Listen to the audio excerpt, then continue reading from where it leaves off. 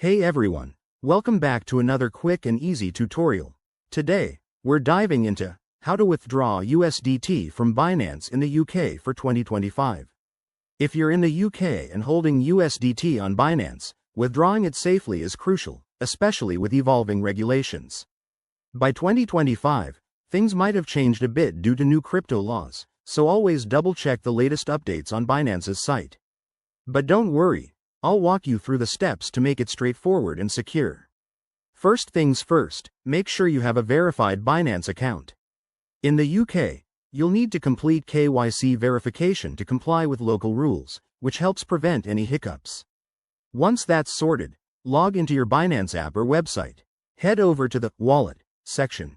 It's usually at the bottom of the app or in the top menu on the desktop.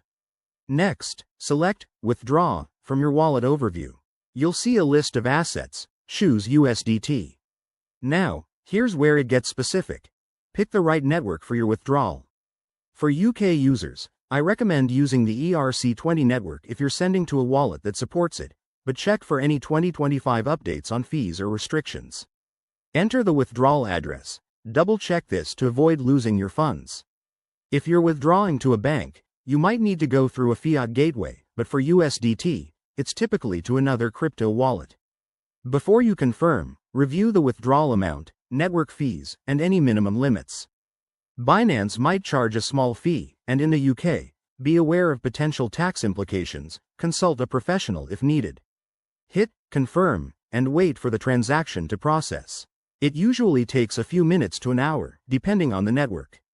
Remember, security is key. Enable two-factor authentication and never share your keys. If you're new to this, practice with a small amount first. By following these steps, you'll have your USDT withdrawn smoothly. Thanks for watching. Hit that like button if this helped, and subscribe for more crypto tips. See you in the next video.